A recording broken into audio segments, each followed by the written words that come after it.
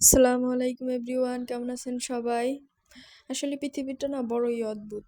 আপনি মারা যাওয়ার পরে মানুষ আপনার কদর বুঝবে, মানুষ আপনার সম্পর্কে প্রশংসা করবে, আপনার খ্যাতি, সুনাম, যশ সব কিছু ছড়িয়ে পড়বে।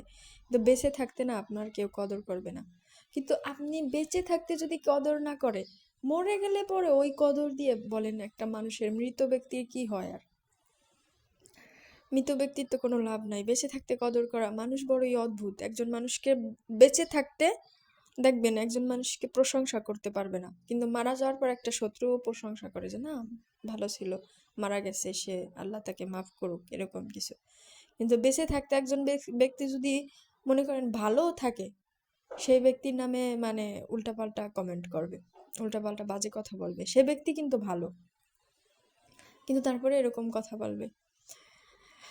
যাই হোক, আমাদের মানুষের স্বভাবটা এরকম, বেঁচে থাকতে কেউ মূল্যায়ন করে না মানুষকে, মারা যাওয়ার পরে সবাই সবাইকে মূল্যায়ন করে। অনেকেই ভাবতে পারেন আমি মানে মাংসের মধ্যে কেন আলু দেই। আলু আমার কাছে ভালো লাগে, বিশেষ করে আমার হাজব্যান্ড খুব পছন্দ করে আলু দেওয়া।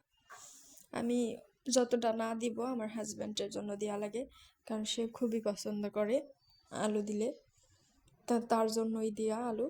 আমার সমস্ত মাংসতে, বেশিরভাগ মাংসতেই, আপনার গরুর মাংস বলেন, খাসির মাংস, যে মাংসই বলেন, এই 2-4টা আলু দেওয়াই লাগে।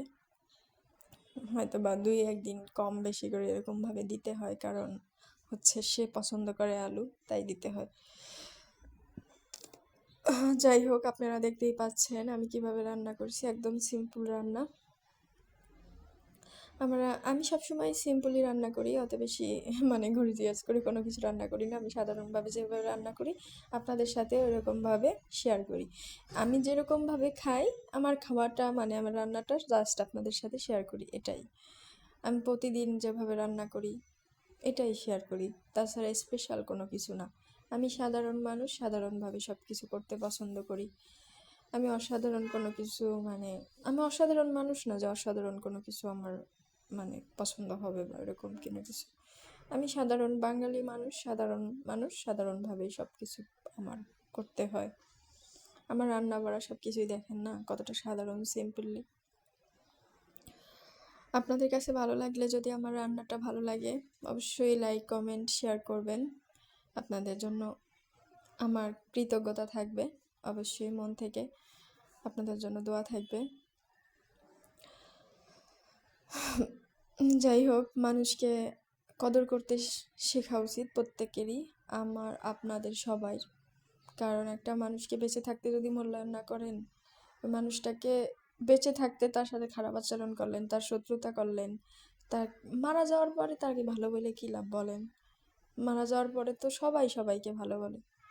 মারা যাওয়ার পরে একটা মানুষকে আপনি ভালো বলতেছেন, সে তো দেখতেছে না। বলবেন যে না, হ্যাঁ, যদি মানুষকে ভালো বলে তাহলে তাকে আল্লাহ মাফ করে দেয়, ঠিক আছে, সেটা সে শত্রুকেও বলে, কিন্তু একটা ভালো মানুষের নামে আমরা কিন্তু খুব সহজে বলতে চাই না।